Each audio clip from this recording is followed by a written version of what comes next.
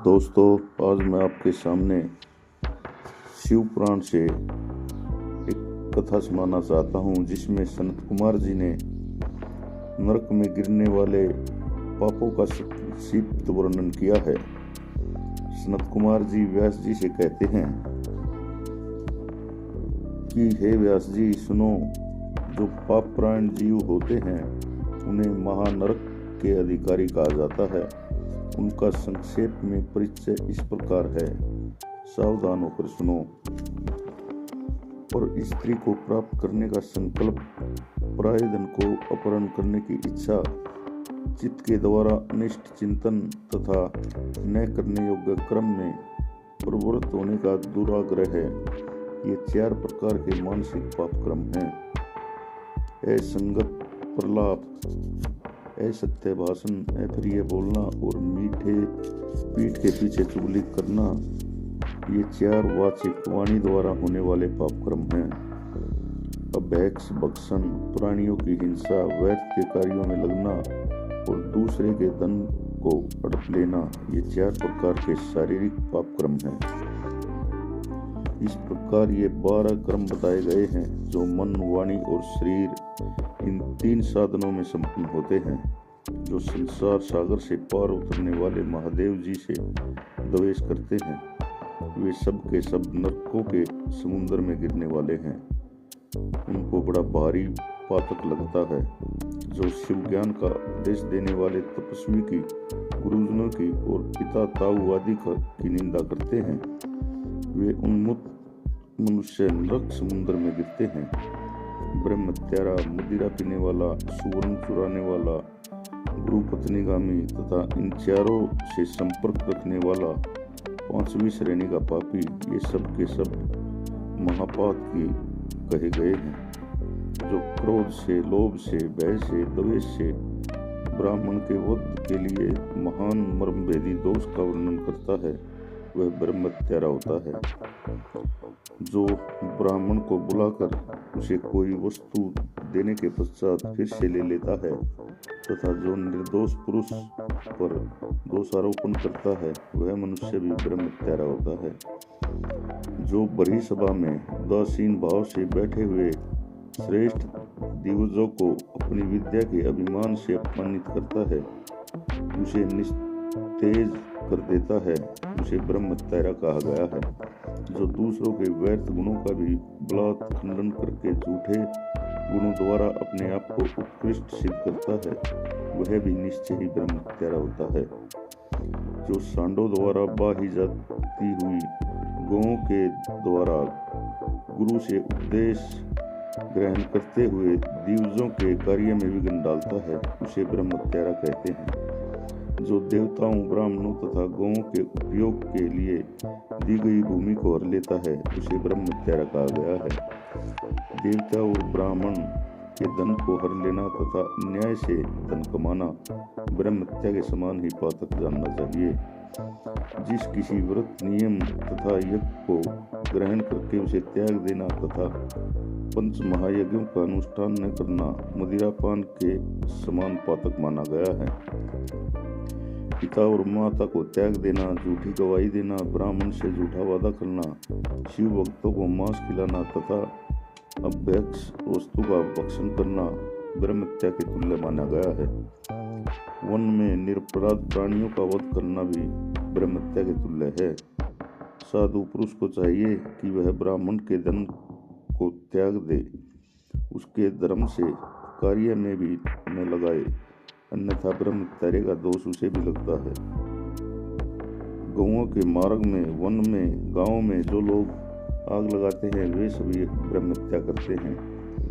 इस तरह जो भयानक पाप हैं, वे ब्रह्मत्या के समान हैं। ब्राह्मण के धन का अपहरण करना, पैतृक संपत्ति के बंटवारे में उलटफेर करना, अत्यंत अभिमान और अधिक क्रोध करना, पाखंड फैलाना, कृतज्ञता करना, विषयों में अत्यंत आसक्त होना, कंजूसी करना, सत्पुरुषों से द्वेष रखना, परस्त्री समागम करना, श्रेष्ठ कुल की कन्याओं को कलंकित करना, यज्ञ, बाग, बगीचे, सरोवर तथा स्त्री पुरुषों का विक्रय करना, तीर्थ यात्रा उपवास तथा व्रत और उपयन आदि का सौदा करना, स्त्री के धन से जीविका चलाना, स्त्रियों के अत्यंत वशीभूत होना, स्त्रियों की रक्षा न करना तथा छल से पराई स्त्रियों का सेवन करना, ब्रह्मचर्य आदि व्रतों का त्याग करना, दूसरों के आचार का सेवन करना, असत शास्त्रों का अध्ययन करना, सूखे तर्क का सहारा लेना, देवता, अग्नि, गुरु, साधु तथा ब्राह्मण की निंदा करना, पितृयज्ञ और देवयज्ञ को त्याग देना, अपने कर्मों का परित्याग करना, बुरे स्वभाव को अपनाना, नास्तिक होना, पाप में लगना और सदा झूठ बोलना, इस तरह के पापों से युक्त स्त्री पुरुषों को उत्पात की कहा गया है, जो मनुष्य गौं, ब्राह्मण कन्याओं, स्वामी, मित्र तथा तपस्वी महात्माओं के कार्य को नष्ट कर देते हैं, वे नरकगामी माने गए हैं।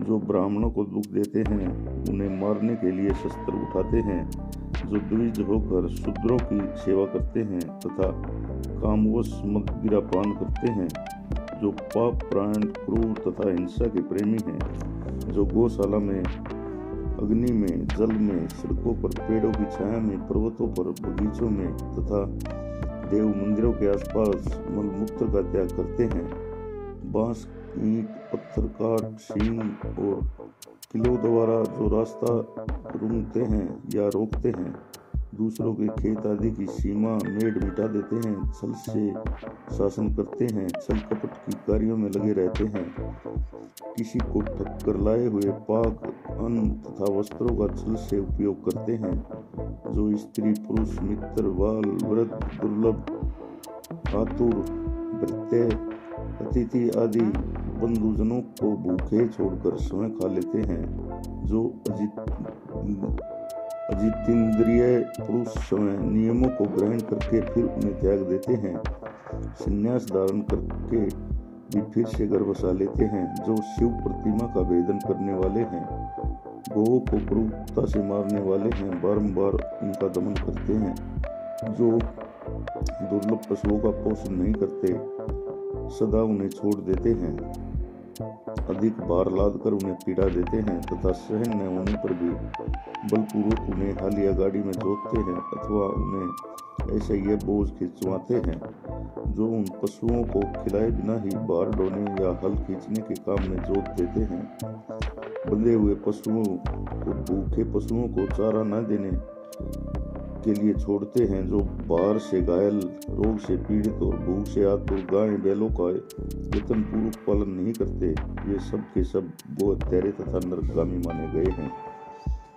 जो पापनिष्ठ मनुष्य बैलों के अंकोश उठवाते हैं और बंध्या गाय को जोतते हैं, वे महान नरकी हैं। जो आशा से घर पर आए हुए भूख, प्यास और परिश्रम से कष्ट पाते हुए अन्न की इच्छा रखने वाले अतिथियों, अनाथों, स्वाधीन पुरुषों, दीनों, बाल, वृद्ध, दुर्लभ और रोगियों पर कृपा नहीं करते, वे मूढ़ नरक के समुद्र में गिरते हैं। मनुष्य जब मरता है तब उसका कमाया हुआ धन घर में ही रखा जाता है। भाई बंधु भी शमशान तक जाकर लौट आते हैं, केवल उसके किए हुए पाप और पुण्य ही परलोक के पथ पर जाने वाले हैं। और औचित्य की सीमा को लांघकर मनमाना कर वसूल करने वाले, दूसरों को दंड देने में रुचि रखने वाले, वह राजा नरक में जाते हैं। जिस राजा के राज्य में प्रजा घूसखोरों अपनी रुचि के अनुसार कम दाम देकर अधिक कीमत का माल लेने वाले अधिकारियों तथा चोर डाकुओं से अधिक सताई जाती है, वह राजा भी नरक में पकाया जाता है। प्राय स्त्रियों के साथ वह व्यभिचार और चोरी करने वाले प्रचंड पुरुषों को जो पाप लगता है, वही प्रगामी राजा को भी लगता है। जो साधु चोर और चोर को साधु समझता है तथा बिना विचारे ही निरपराध को प्राण दंड दे देता है, वह राजा नरक में पड़ता है। जिस किसी पराये द्रव्य को सरसों बराबर भी चुरा लेने पर मनुष्य नरक में गिरते हैं, इसमें संशय नहीं। इस तरह के पापों से युक्त मनुष्य मरने के पश्चात यातना भोगने के लिए नूतन शरीर पाता है, जिसमें संपूर्ण आकार अभिव्यक्त रहते हैं। इसलिए किए हुए पाप का प्रायश्चित कर लेना चाहिए, अन्यथा 100 करोड़ कल्पों में भी बिना भोगे हुए पाप का नाश नहीं हो सकता। जो मन, वाणी और शरीर द्वारा स्वयं पाप करता है, दूसरों से कराता है तथा किसी से दुष्कर्म का अनुमोदन करता है, उसके लिए पाप गति नरक के समान है। ये था हमारा शिव पुराण से एक छोटी सी कथा जो हमें नरक में गिरने वाले पापों से परिचय करवाती है। ये कथा आपको कैसी लगी कृपया मुझे बताएं और मेरे चैनल को सब्सक्राइब जरूर करें ताकि मैं आगे भी आपको ऐसी ही शिक्षाप्रद कथाएं सुना सकूं। धन्यवाद।